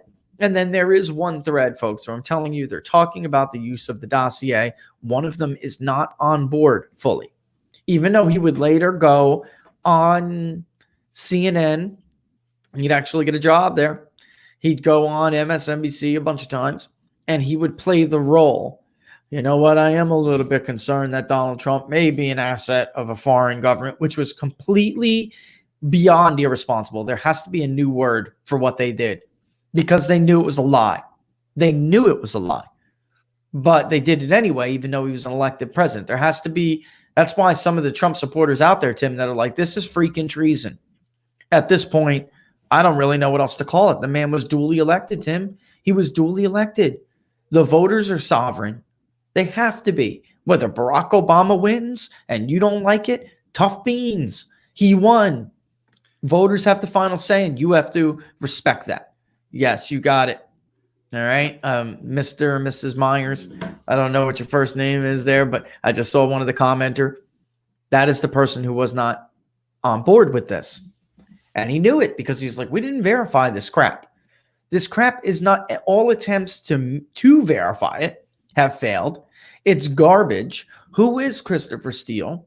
Right. He used to run the Russia desk at MI6, but the Brits think he's corrupt. And they're pretty sure the Russians have flipped him. So he doesn't run it anymore. All right. That's who Christopher Steele is. So he's thinking to himself, this is not the best source of information to do this. This is not good. And the other two, you know, they basically, he was outvoted, man. I don't know how else to put it. And I have spoken with a very high-ranking military officer, as almost as high as you can get in his branch of service, who knew Jim Clapper from their days as just being, you know, servants of the country, you know, and he just can't believe how corrupt James Clapper got being in the town. And he's like, this is why military brass they should serve their country, and they should go the hell home. Get out of there, do it for a little bit, get the hell out of there, because there was a time where Jim was a good guy. He was on the right side. He was a good guy. He was a good man. And if it can take out Jim Clapper, if it can dirty up a guy like Jim Clapper, is what he said, it will dirty up anybody. So there should be some rule, like where brass, they stay for a bit, Tim, and then they go, because if, you know, it's just, he was like literally saddened by it too. You know, that he's known him for years. I can't believe what a dirtbag he turned into is how this came. I can't believe he could be this corrupt. But now it's pretty clear, because while he wasn't full on board with it, he didn't stop it, you know, and he was still in on it. Clearly, you know, you'll see that. It's just that he raised questions about the use. This, you know, maybe there's got to be a better way to do this. There has to be a better plan, and there wasn't. That's the only option they had. That was the only avenue they had to go after Trump. So they took that, and it sucks, man. That really it really does, because for 3 years this country was put through the ringer, spun around for a lie. And it definitely cost Republicans some seats. I mean, I can tell you in the House, I can tell you, Tim, from, you know, polling out there in California, that hurt. That's in Southern California. That hurt. The whole idea. And then they tied specifically one of the incumbents to the, you know, he's very pro-Trump, and by the way, he also has ties to Russia. That did him dirty, especially with a couple $1 million of Michael Bloomberg's money to help push it. You know, so just it's unbelievable. It's completely upside down from what we were told. Yep, Dana Rohrabacher. It's completely upside down from what we were told. They believed those ads that were being run out there, Tim. They believed them. Yep. Like I've told people before. Michael Bloomberg, thank you very much. Yeah, Bloomberg funded it. That was enough to push low to mid teens of national security Republican women away from Rohrabacher and other candidates, who they maybe believe to be part Russian, pro-Russian. And then Democrats just ran what were very strong candidates that had national security backgrounds. They were pushed as patriots. Also, by the way, moderates. Doesn't help that they didn't support Medicare for all. In the districts that gave Democrats the House, Medicare for all was not popular. It was unpopular. And it probably would not have gone the same way if they ran lefty candidates. Not probably. It would not have gone the same way. But instead, they ran moderates, or they ran lefties posing as moderates. And I don't even know if I'd call them lefties. I'd just call them statists. They're just statists. The state comes above. And it definitely, I mean, it costs Republicans some seats. So let's get to some of these questions here. Yeah, this is what I worry about. That's ultimately, and it's not really a question, it's more like a statement, but ultimately what I've always worried about with the Russian collusion fraud, because it was a fraud. And by the way, folks, don't let Fox News off the hook. Don't let Fox News off the hook. They knew it was a fraud like everybody else knew it was a fraud. They wanted those ratings. They wanted the DNC money for debates. Do not let them off the hook. They treated that story as if it was a credible, serious story. It was never credible. Never. There was never any evidence of it. And they knew it. You think I get information? How hard was it to find out that Adam Schiff himself knew by being told by Clapper and a lot of them in 2017 that there was no evidence of collusion? You think Fox News didn't know that? Don't let them off the hook. They are just, if not more culpable, because they're supposed to be the ones who are more fair and balanced. How'd that work out? All right. But, you know, where I'm going with this is that I've always feared, to answer that other question, that in the end, half the damn country, Tim, is going to come to the freaking conclusion that this system doesn't work for them anymore. It's completely rigged against them.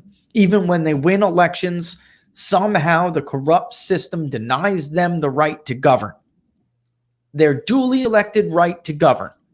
And that is how civilized societies devolve into violent, turbulent, tumultuous societies that are unstable. The governments are not credible. The regime loses regime credibility, and it all falls to hell apart. I don't know how people never saw the danger in that, Tim. I mean, how long do you think you can go robbing elections or not robbing them, and then sicking powerful government agencies on the winners to deny them their duly elected right to govern? How long the hell do they think they can keep that up before this gets, like I said, it devolves into violence and the whole thing just crumbles? I mean, really? I just think that as long that they fell into the trap of being surrounded just by layers and layers and layers of people that kept nodding their head yes, who've had the same, had similar delusions that they did, that this is all for the greater good. And we're really doing the right thing here.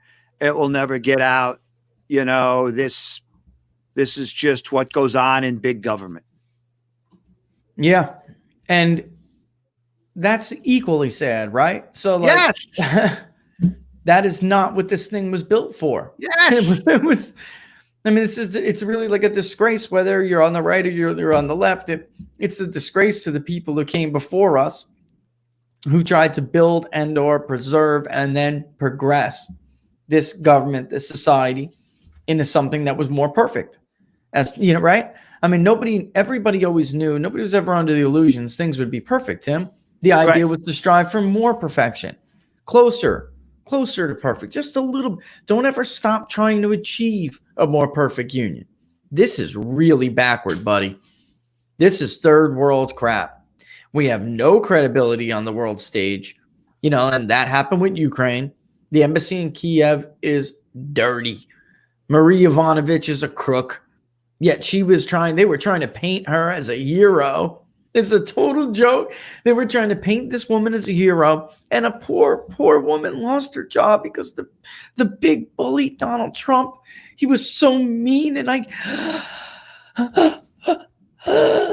can't. You remember that show? That woman will rub elbows with Russian gangsters and oligarchs at a party on a Saturday night and make sure she gets her own out of it. That was the biggest sham, man. The biggest sham. You talk to Yuri Lutsenko about that woman.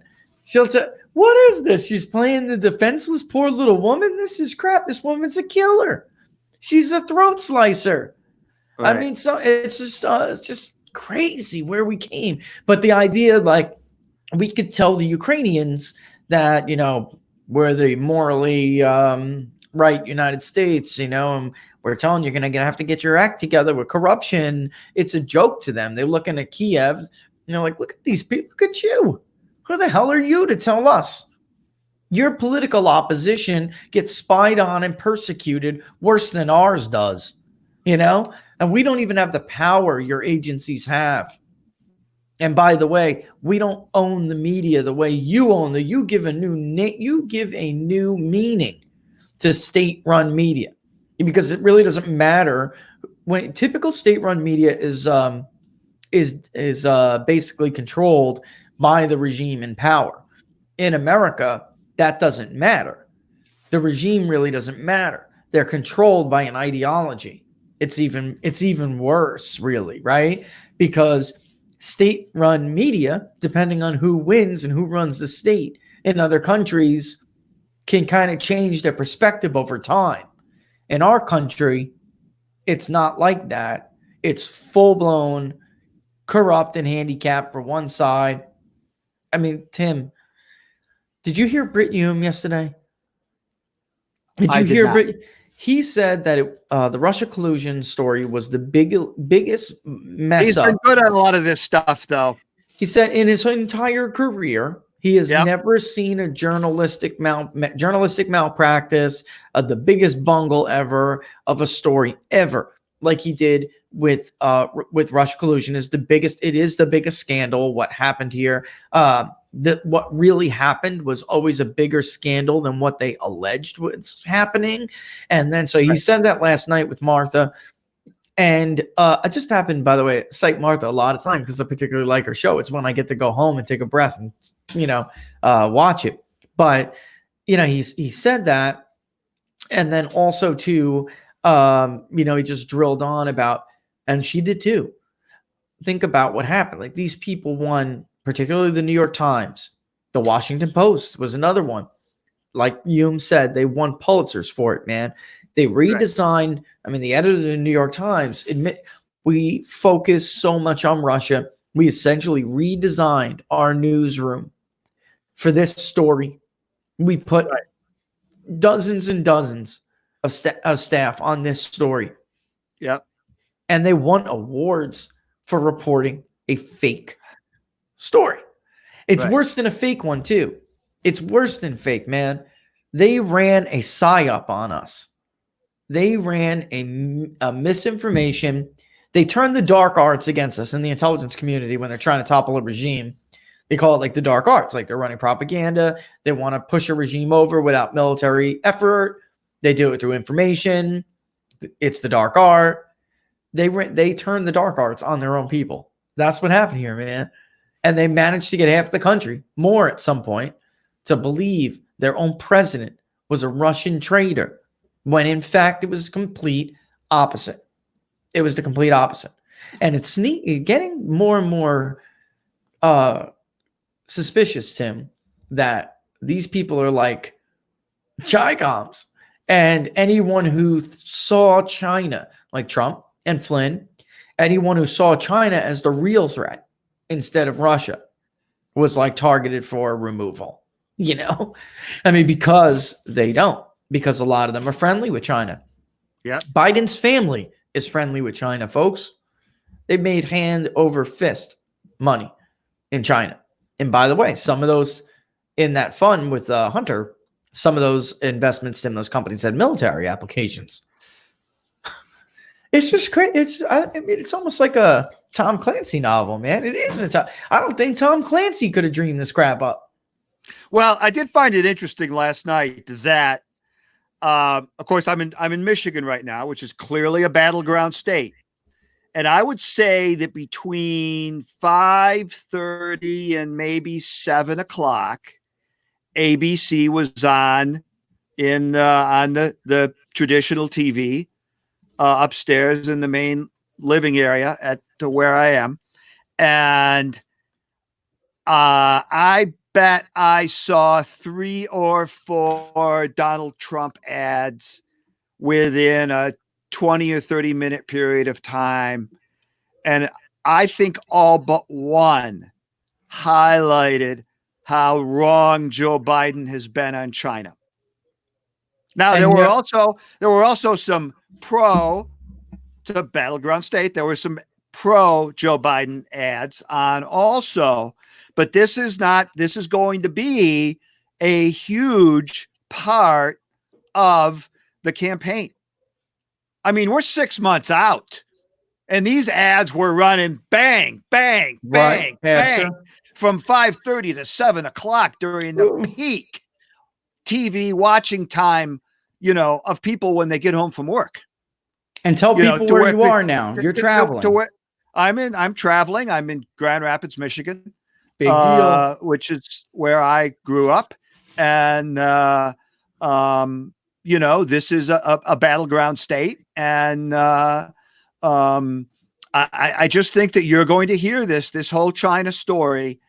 You're going to see the Trump campaign link, refresh everybody's memory of all the very positive and glowing things that Biden has said about China over the last couple of years at least, and about how Trump has been talking about China for many, many, many years, even probably before he officially declared his campaign coming up on 5 years ago. I just want to mention real quickly on the market. We've got about 5 minutes to go. The market has definitely taken a leg lower. The Dow is down 500 points. That's a little over 2%. The NASDAQ and the S&P are down, I would say 1.75%.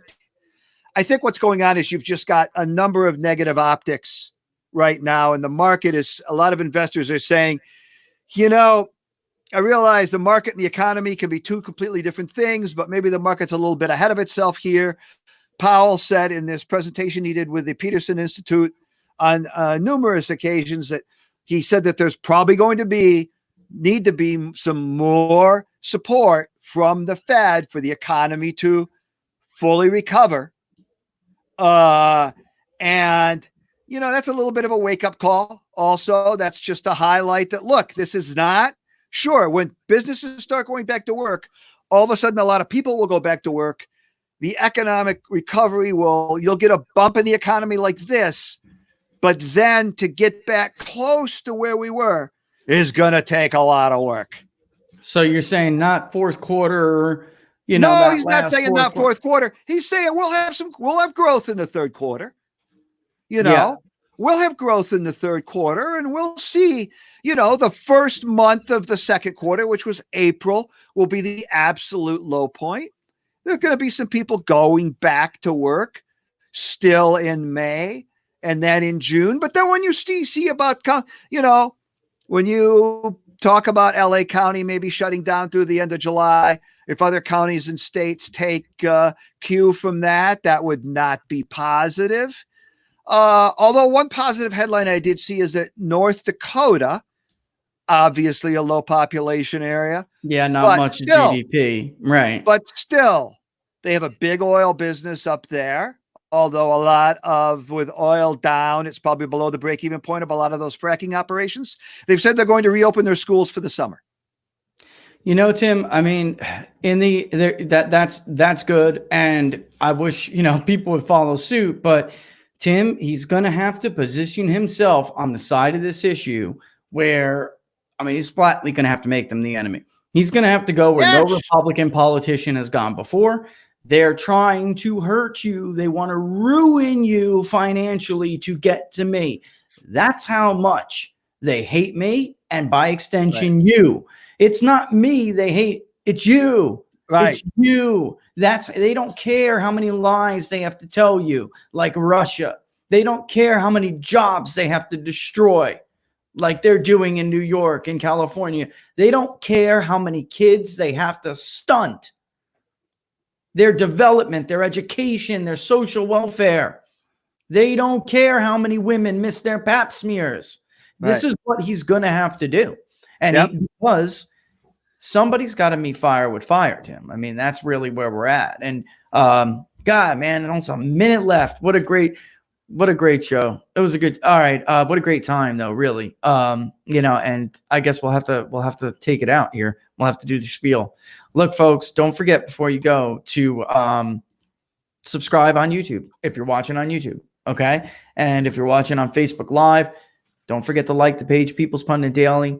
Even if you're one or the other, you can switch it up. You could say, well, I'm a YouTube watcher. Wouldn't it be nice if I went and subscribed to People's Pundit Daily for Rich and Tim on the page, even though I don't watch it on Facebook Live? That'd be fantastic.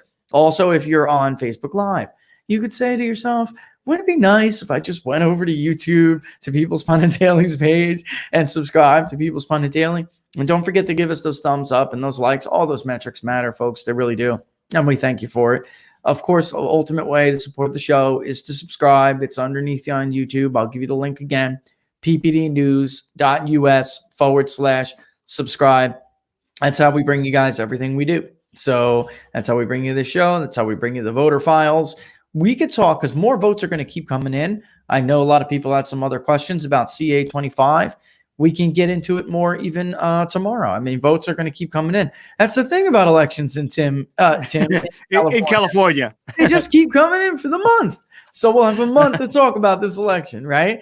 But guys, don't forget, follow Tim on Twitter at TJAnderson1. And if you don't follow me, you can follow along at Peoples_Pundit. We will see you again tomorrow at 10 a.m. Eastern Standard Time. And thanks for watching, folks. All the best. See you soon, okay?